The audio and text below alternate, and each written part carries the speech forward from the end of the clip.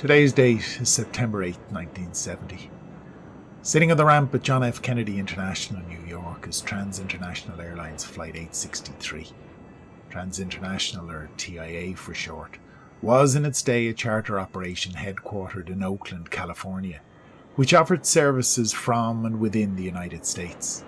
In fact, between 1966 and 1986, regular charter services saw TIA's aircraft frequently visit European destinations such as Paris-Orly, London Gatwick, Brussels and Frankfurt, contributing to cheap transatlantic travel which largely didn't exist at the time.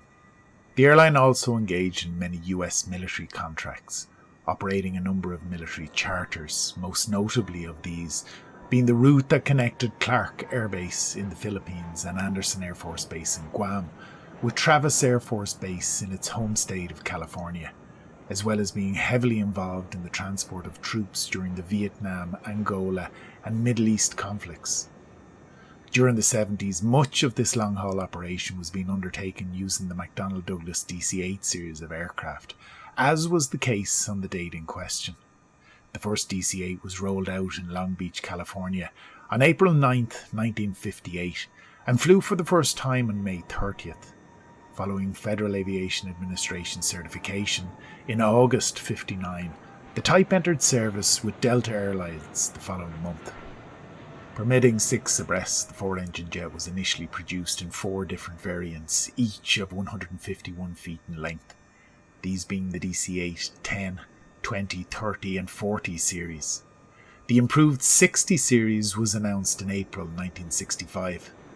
The initial -61 variant of this series was stretched by 36 feet over the previous models, allowing for a complement of 180 to 220 seats in mixed class and a max takeoff weight of 325,000 pounds, or the equivalent of 147,000 kilos.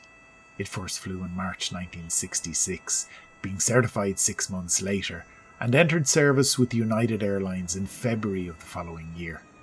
The long-range -62 variant followed in April 1967. Stretched by a further 7 feet, this variant could transport up to a maximum of 189 passengers over 5,200 nautical miles, or the equivalent of 9,600 kilometres, with a larger wing allowing for an increased max takeoff weight of 350,000 pounds, or the equivalent of 159,000 kilos. The final variant of the series, the -63 aircraft, an example of which was being used here by Trans-International, retained the long fuselage and enlarged wing of the previous -62 variant, but with a slightly increased max takeoff weight of 355,000 pounds, or the equivalent of 160,000 kilos. With production of the type ceasing in 1972, a combined total of 556 aircraft will be built. What no one could have foreseen was that before the sun would set on the afternoon of September 8th, Trans-International will have recorded the 25th hull loss of the type. The aircraft, registered as November 4863 Tango, was due to operate a scheduled charter later that same afternoon from Washington's Dulles International Airport to London Gatwick in the United Kingdom. As such, the crew assigned for this afternoon's duty had first to position the aircraft empty from its current location in New York down to Dulles, in advance of commencing the eastbound trip across the Atlantic. The crew, arriving at JFK at about 1400 that afternoon, were led by one Captain Joseph John May, aged 49, known to his colleagues simply as Ron. From California, May had already amassed an impressive total of just over 22,000 total flying hours, of which 7,000 had been logged on the DC-8 type. His second in command was First Officer John Loeffler, aged 47, also with an address in California. He had amassed a total of just under 16,000 hours of total flight time, with nearly 5,000 of those similarly being logged on the DC-8 type. To the rear of the cockpit, the third member of the cockpit crew and overseeing the flight engineer's station, was Second Officer Donald Neely, aged 42. With 10,000 hours of total flight time under his belt, he too had amassed a not insignificant 3,500 hours on the 8. In addition to the 3 cockpit crew members up front, In the passenger cabin, an additional 8 cabin crew settled in for the short hop to Dulles. With no passengers on board this short positioning sector between New York and Washington, they would have a rare opportunity to rest up for a while in anticipation of the long, busy evening which lay ahead. As May and his crew prepared for departure, meteorological conditions across the eastern US seaboard were reported to be good. As such, the aircraft was fueled with an adequate 38,000 pounds, or just over 17,000 kilos of Jet A fuel, bringing the estimated takeoff weight to just under 204,000 pounds, or in and around 92,500 kilos. Light indeed for an intercontinental machine such as this. At 15:30 local, the crew of 863 received their airways clearance for the intended route of flight to Washington, and approximately 10 minutes later called on the ground frequency for permission to push. With First Officer Loeffler being the designated handling pilot for this sector, once the pushback had been completed, May selected the required flap setting for takeoff and positioned the horizontal stabiliser into the correct trim position for the current weight and balance condition.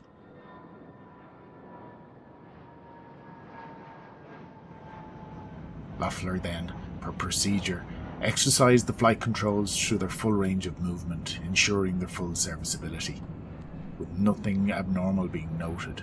Under the call sign Transamerica, May called ground control for taxi clearance.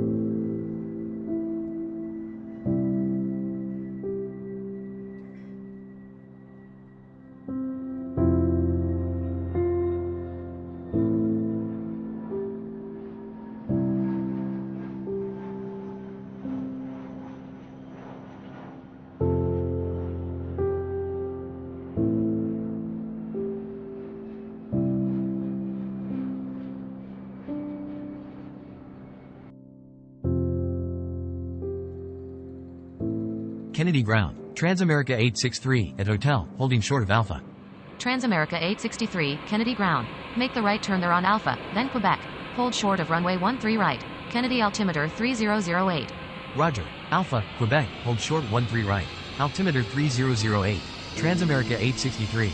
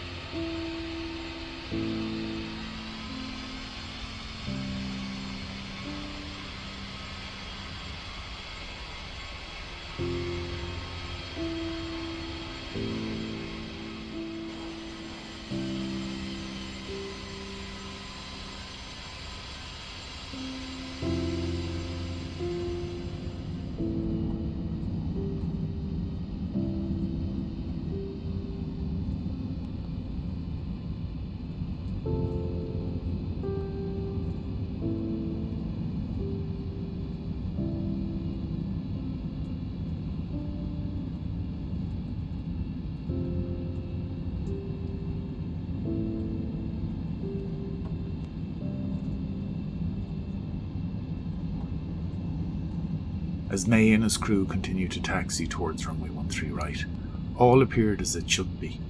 Things were progressing as normal, with no forewarning whatsoever of the catastrophic events which were to claim all of their lives in just a few minutes' time.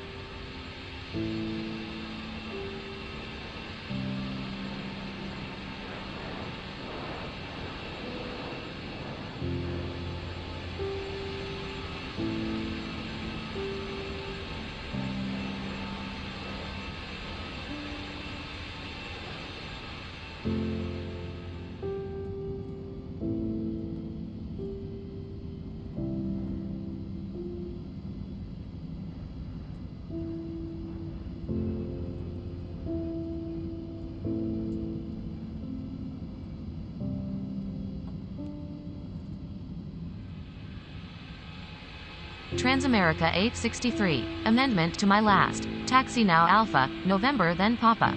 Hold short 13 right. Roger 863. Alpha, November, Papa. Hold short 13 right.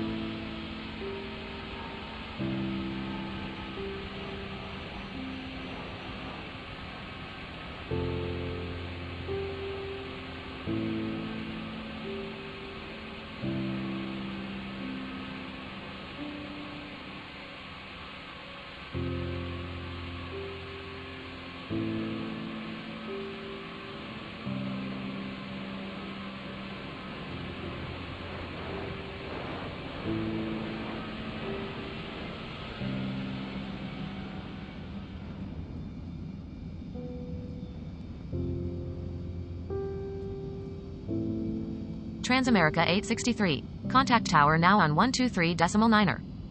123 9er. Transamerica 863. Good day.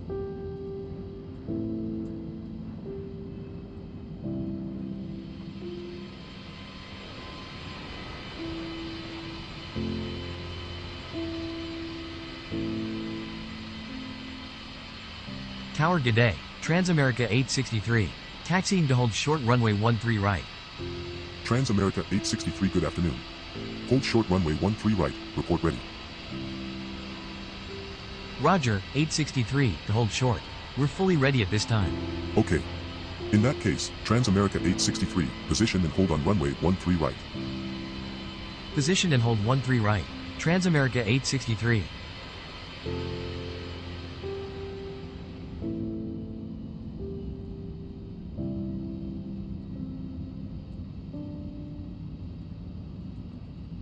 With line-up clearance received, the crew of Trans International 863 completed the outstanding items on the before takeoff checklist and entered the active runway in preparation for departure.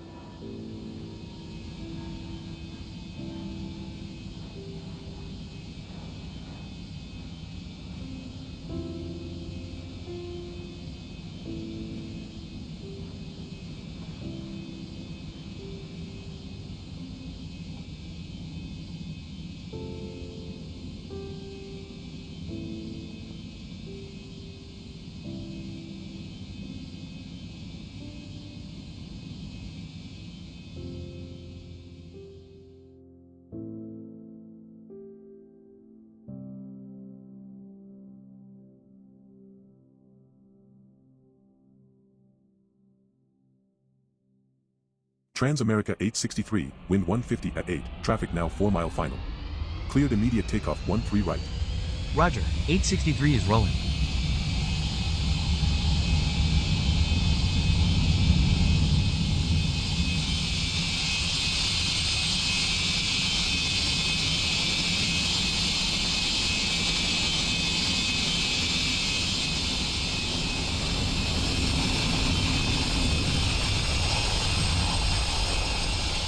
Let's take it off. Ron, can't control this thing. What happened?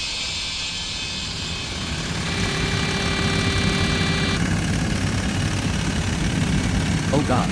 200.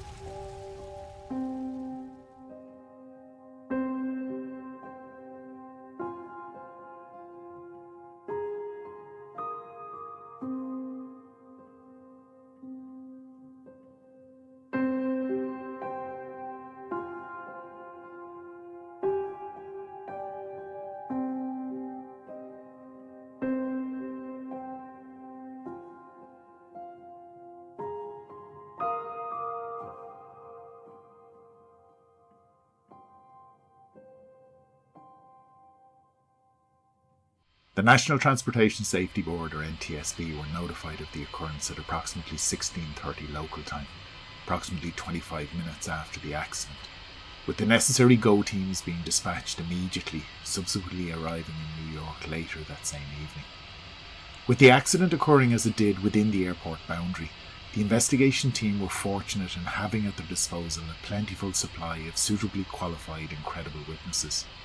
What became a common theme right from the outset were these witnesses' consistent accounts of the aircraft's tail having struck the runway surface on rotation, and having finally got airborne, the aircraft continuing to pitch upwards to an extremely high nose attitude before rapidly losing altitude and impacting the ground in a left-wing low attitude.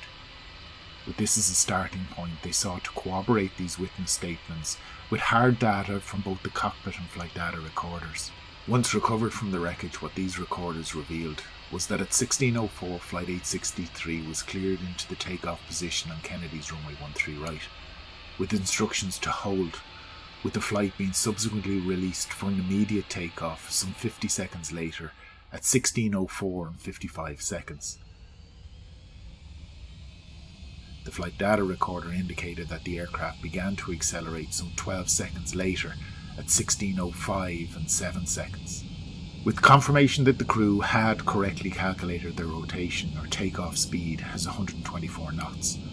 What the investigators observed was that as the aircraft accelerated through 80 knots, some 44 knots in advance of the aircraft's takeoff speed, without any input from Loeffler in the right-hand seat, the jet's nose suddenly began to lift off the runway.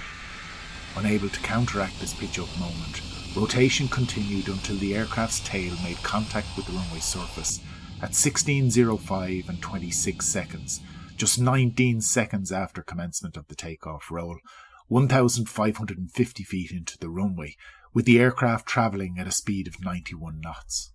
Despite the aircraft's obvious misbehaviour, May's decision to continue with the takeoff resulted in the scrubbing of the tail of the runway's surface, continuing for a further 9 seconds, or 1,250 feet, until a point 2,800 feet down the runway, where, at a speed of 117 knots, sufficient airspeed had been attained to allow 863 to become airborne at a time of 16:05 and 35 seconds. At this point, there was no other reasonable alternative available to the crew other than to continue with the takeoff, with the accident thus becoming inevitable. Witness reports had stated that the aircraft continued to pitch up after leaving the ground, reaching an extremely high nose-up attitude. The cockpit voice recorder noted activation of the stall-running stick shaker within 1 to 2 seconds of liftoff, continuing until just before the moment of impact.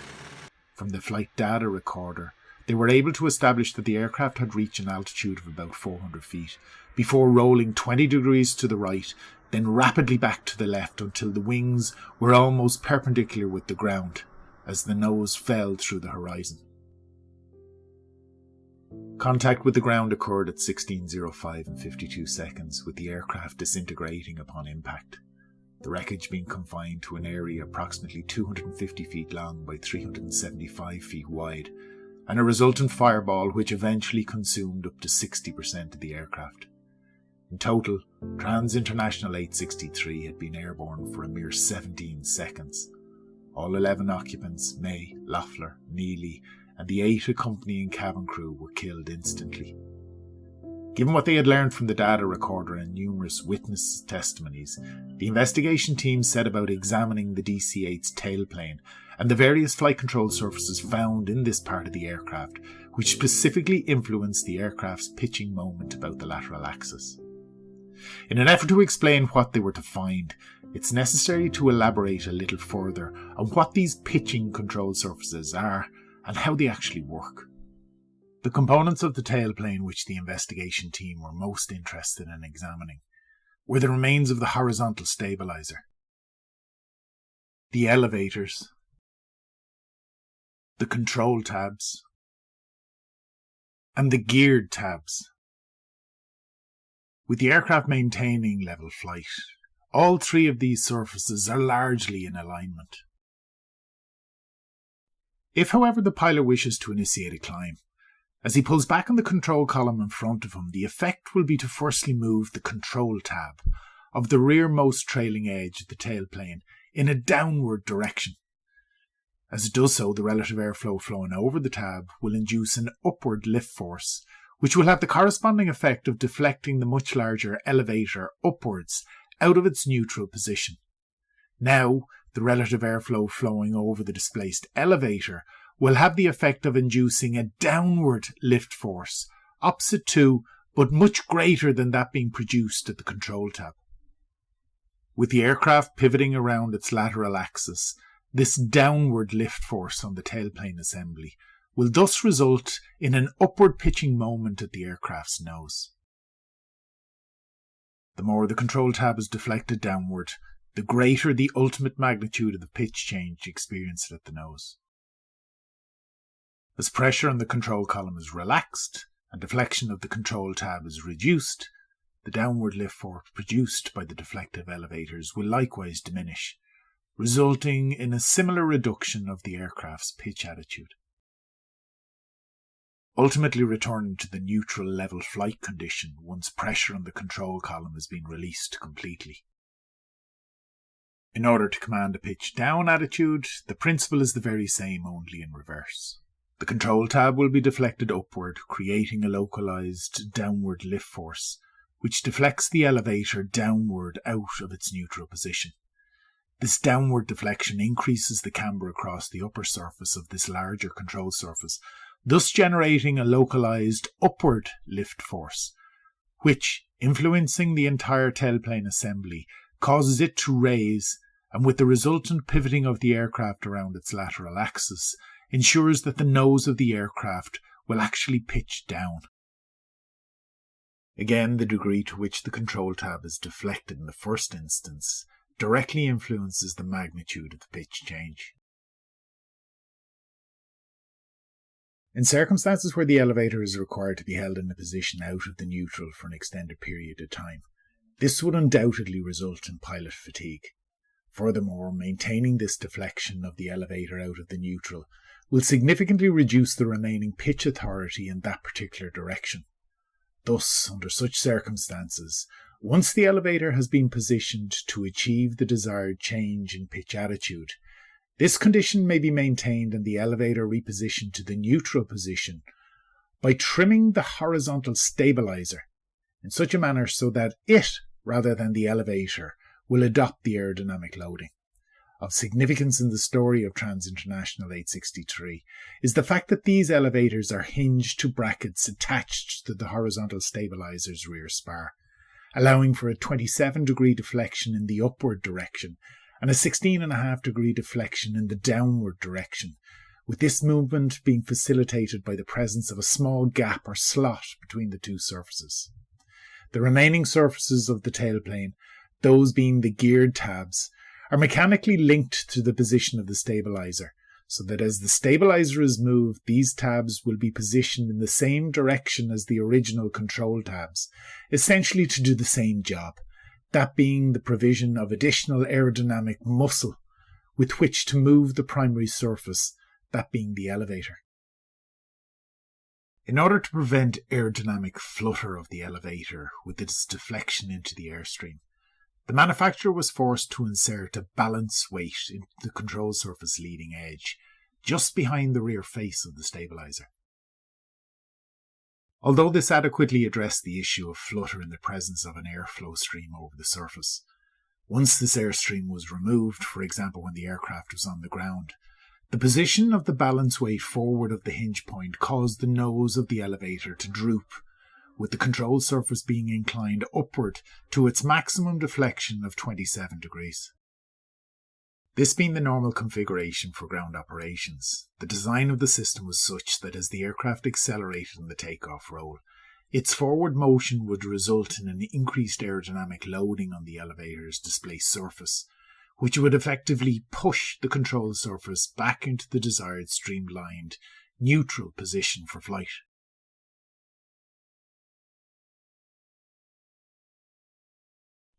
All that said, however, following careful examination of the wreckage, the investigation team noticed something very significant. A hole was found in an inspection panel located on the rear spar of the right-hand horizontal stabiliser. Unusual in itself, what made this discovery particularly interesting was that the hole appeared to have been punched through by what was assumed to have been a foreign object. On the portion of the leading edge of the right-hand elevator, which faced the hole, an area of scratches and gouges was found. There was also scratches and gouges observed adjacent to and below the hole in the access panel itself, and what would ultimately provide a significant clue as to the cause of such damage, a smear of asphaltic material. Significantly, although no foreign object was actually found within the stabiliser or in the gap between the elevator and the stabiliser, several tar-covered stones of 1.5 to 2 inches in diameter were found in the immediate area surrounding the wreckage of the tailplane.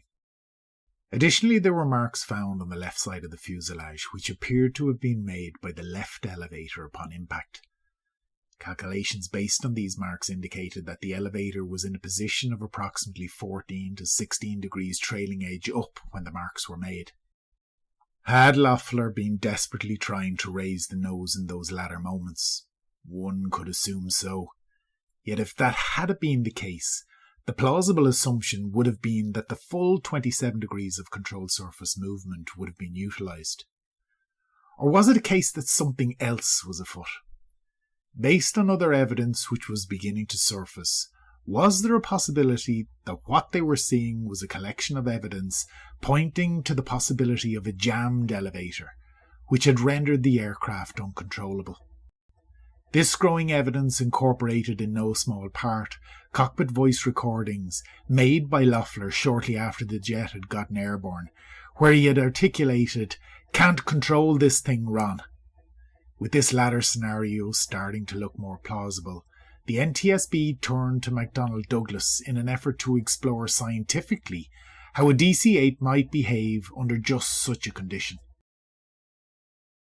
Using the tail section of another DC-8 60 series aircraft, the NTSB conducted a series of tests to determine what effect the introduction of foreign objects into the space between the elevator and the horizontal stabiliser would have on the operation of the elevator itself. On the ground, without any interference, the resting position of the elevator at 27 degrees trailing edge up resulted in a control column position in the cockpit of near neutral. This surface deflection remained constant as the pilot pulled the control column in the cockpit towards him into the fully aft position, a travel of about 10 inches, while pushing the control column away from him to the fully forward position, a travel of 4 inches, resulted in the elevator being deflected to a position of 9 degrees trailing edge down. With the unrestricted limits being noted, the elevator was subsequently deliberately blocked in 5 different trailing edge up positions, and an attempt was made to move the control column forward from its static position. It was noted that as soon as a forward force was applied to the column, thereby attempting to reduce the elevator's trailing edge deflection and pitch the aircraft's nose down, a resistance to movement was felt. In light of the evidence recovered from the wreckage, one of the experimental blockages was at the 15-degree trailing edge up position. Under such circumstances, the column was noted to be in a position 25 millimeters aft of the neutral. When a force of 36 kilograms or 80 pounds was applied to the column, it moved to a position 35 millimeters forward of the neutral position. However, despite the travel of the control column moving nearly 60 millimeters or 2.5 inches, there was no corresponding movement of the control tab or the elevator. So conclusively, the NTSB had demonstrated that a foreign object lodged in the gap between the elevator and the stabiliser could potentially jam the elevator, without such a condition being immediately obvious to the crew. In discussions with the airport authority, the investigation team learned that JFK had been undergoing an expansion and modernisation programme, including the relocation of the outer and inner taxiways along with expansion to the aircraft parking area. This work required the removal of old paved surfaces and had on occasion resulted in the contamination of both taxiways and runways. Introduction of new generation jet aircraft at the time, with significantly higher powered engines, had caused considerable erosion along most of the taxiways and runways. According to the New York Port Authority personnel, the products of this erosion, pieces of asphalt material, rocks and stones, were routinely being blown onto the airport's paved surface, making it difficult to keep clean despite routine sweeping of the areas concerned. What they found was that if such material was blown onto the upper surface of the elevator while the aircraft was on the ground, the natural upward deflection of the control surface would cause the debris to roll forward and potentially into the gap between the control surface and the stabiliser. Where the debris was of sufficiently small diameter, tests showed that it would simply pass through the gap without consequence. However, if sufficiently large, the foreign object could indeed become lodged in the gap, providing resistance to movement of the elevator.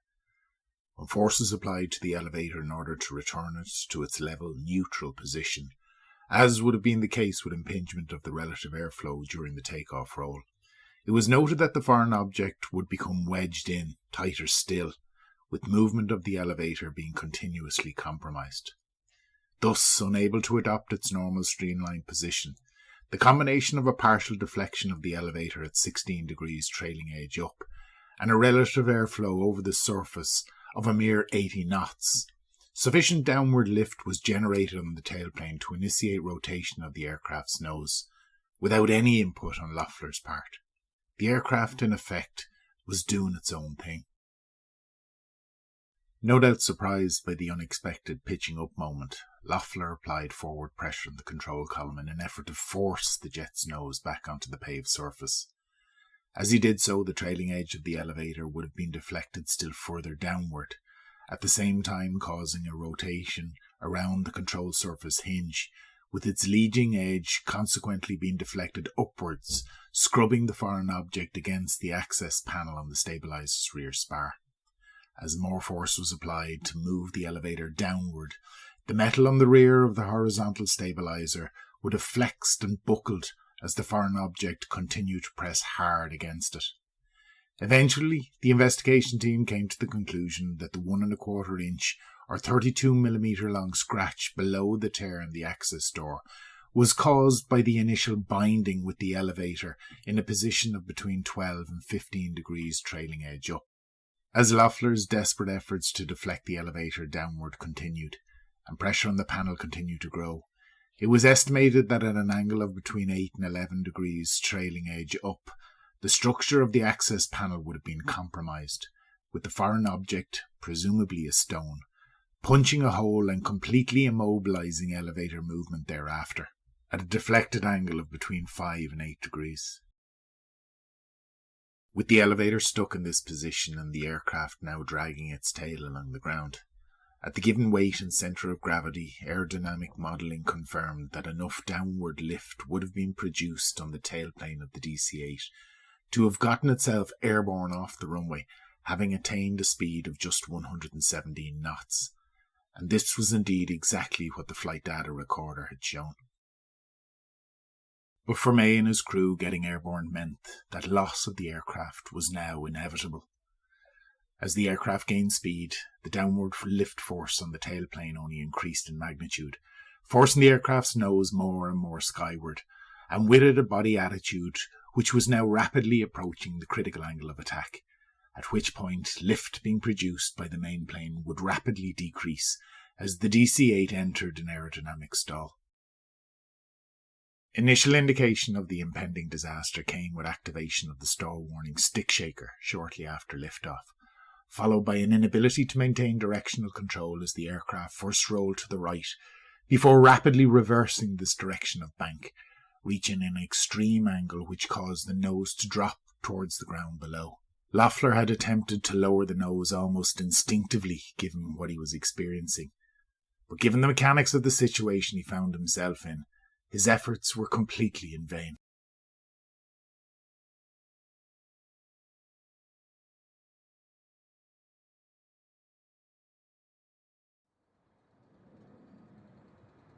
As the aircraft began to rotate all by itself at a speed of about 80 knots, this should have been the first indication to the crew of an abnormal condition. About 4 seconds later, at 91 knots, the tail skid began to drag on the runway and continued to do so for approximately 9 seconds. The aircraft subsequently became airborne at a speed of approximately 117 knots and immediately resumed its upward rotation. At this point, there was no other reasonable alternative available to the crew other than to continue the takeoff, and the accident became inevitable. The evidence indicated that a strong push force was applied to the control column. Additionally, there was a recorded verbal indication by the first officer that he could no longer control the aircraft. This statement, however, not being made until after the aircraft had left the ground. There should have been ample time for the pilots to recognise the abnormal behaviour of the aircraft, that is, the early rotation and dragging of the tail skid, and under such circumstances the takeoff should have been rejected. The captain, even though he was outside the control loop, should have immediately recognised an abnormal condition and, without having to know the precise reason for the abnormality, should have either taken control or ordered the takeoff rejected. The first officer, as the pilot flying and being part of the control loop, should have recognised an abnormal condition when appropriate control inputs did not correct the premature rotation of the aircraft. But none of these actions had happened, and finally a conscious decision was made by the captain to take the aircraft into the air.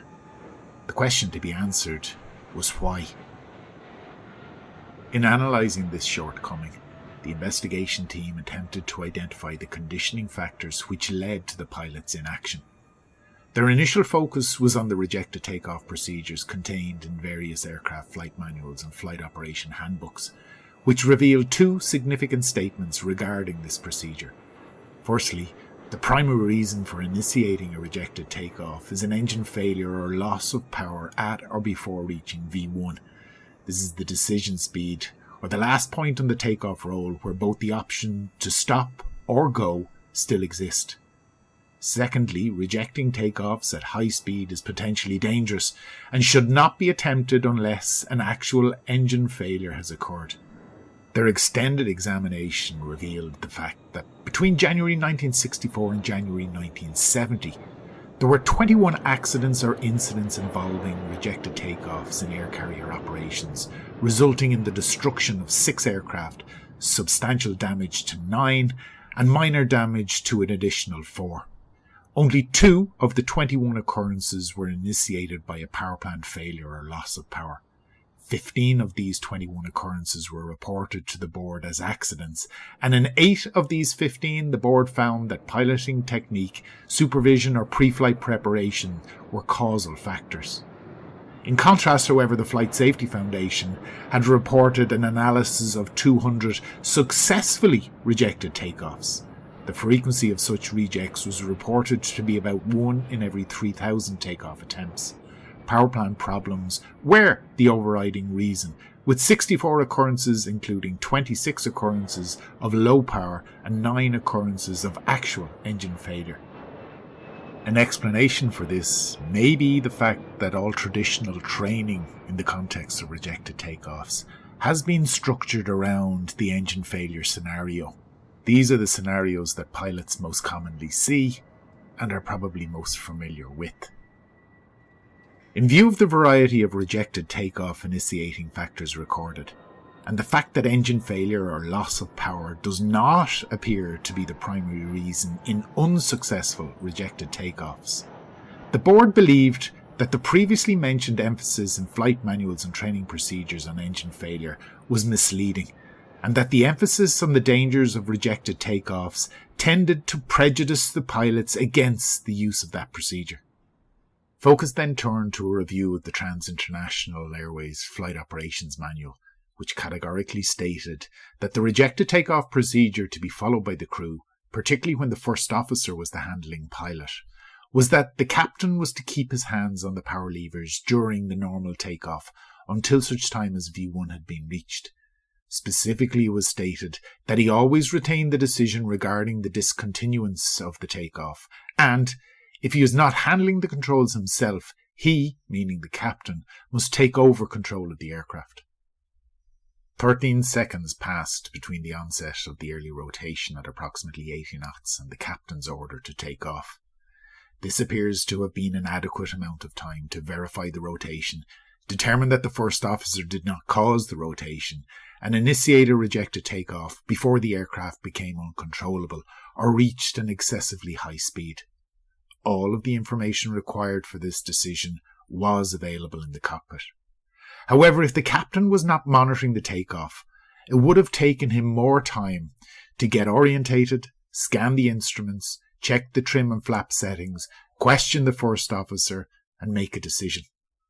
In the accident scenario, it was noted that there was no record that the captain had questioned the first officer, nor did the first officer volunteer any information to the captain until the belated realization that he could not control the aircraft following liftoff from the runway. The board was thus of the opinion that if a captain allowed a first officer to fly the aircraft, yet retained the command prerogatives including all decision-making, the captain must keep himself completely aware of what is happening to his aircraft at all times. This is particularly important during critical phases of flight, such as takeoff, approach, and landing. The captain must also be in a position to assume control of the aircraft at any time. To do less is to restrict his ability to make sound decisions and take timely, appropriate corrective action. But in the case of Trans International 863, it appears that the captain may not have been completely aware that the aircraft was performing abnormally, and therefore was unable to take timely corrective action. In conclusion, the board turned their attention to the human factors element. Human behaviour in a particular situation is never completely independent of surrounding events and prior experiences. In this case, the events prior to takeoff were conducive to de-emphasising the rejected takeoff alternative as a planned procedure in the pilot's mind.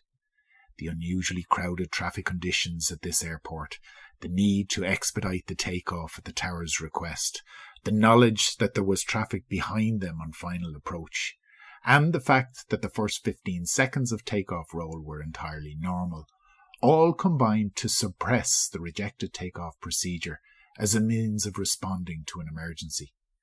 Additionally, this crew had extensive experience in this type of aircraft. This familiarity, combined with the highly unusual nature of the emergency, and reinforced by the knowledge of a normal trim setting, a light gross weight, an empty aircraft, and more than ample engine power, would predispose the crew towards electing to fly out of any difficulty rather than to reject the takeoff. In that regard, it must be borne in mind that the crew had no method of assessing this jammed elevator problem other than the abnormal aircraft behaviour. Thus, the indications of a critical malfunction were subtle and ambiguous in the minds of the crew during the takeoff roll, and did not become obvious and absolute to them until the aircraft became airborne and recovery by any procedure became impossible. The infrequent occurrence of emergencies in modern jet aircraft has made air carrier operations quite routine. Because of this, a crew member can become so familiar with his task that his actions are not influenced by conscious thought but rather by patterned response, devoid of emotion and motivation.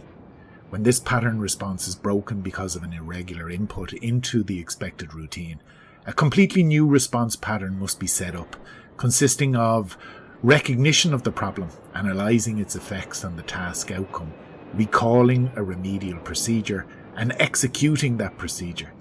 The time element which is involved here may be reduced considerably by anticipating certain events which are most likely to be disruptive in the sequence and by knowing the appropriate remedial procedure.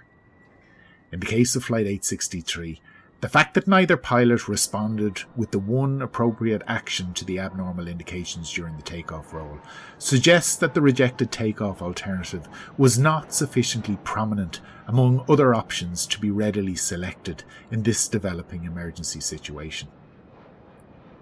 Had the requirement to brief for a potential rejected takeoff been mandated beforehand, perhaps the crew may have been more inclined to do so.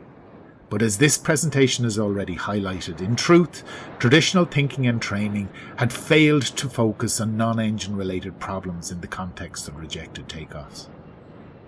Just perhaps, therefore, if any good is to come from the story of Trans International 863, it is that this perspective needs to change so that airline crews into the future will be more prepared to manage the unexpected.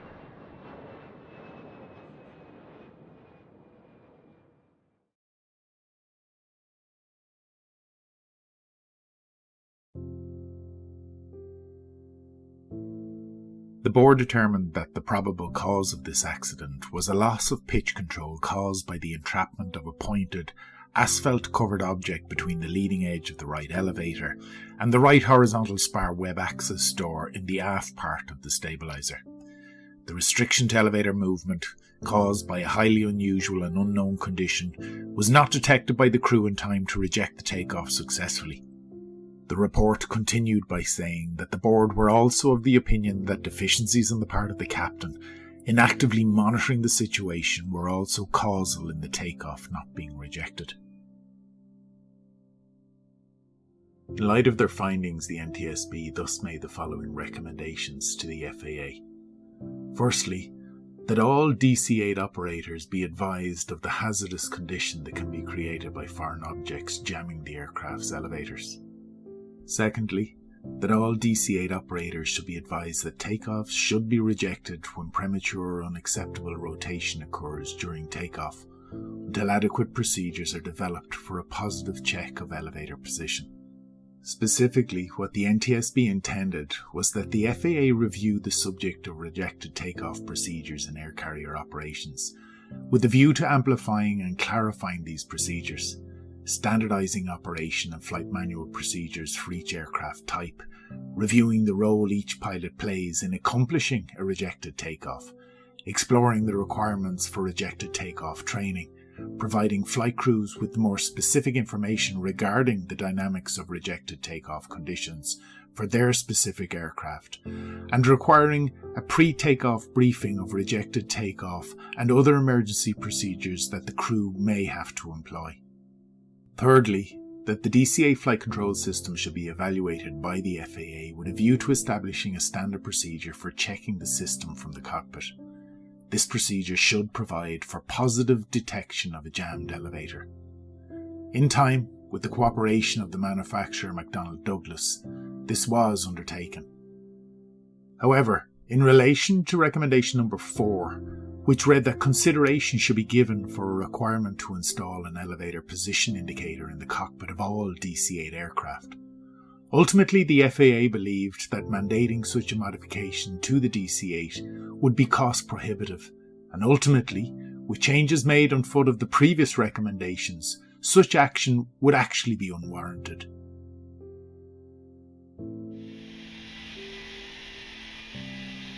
And so ends the story of Trans International 863, lost on the afternoon of September 8, 1970. Not at the hand of any malevolent act of nature, catastrophic structural failure, uncontrolled fire or act of human hand, but rather by a stone, not much more than an inch in diameter, illustrating in the most graphic of terms the fragility of man's flying machines, machines we have all come to so readily take for granted.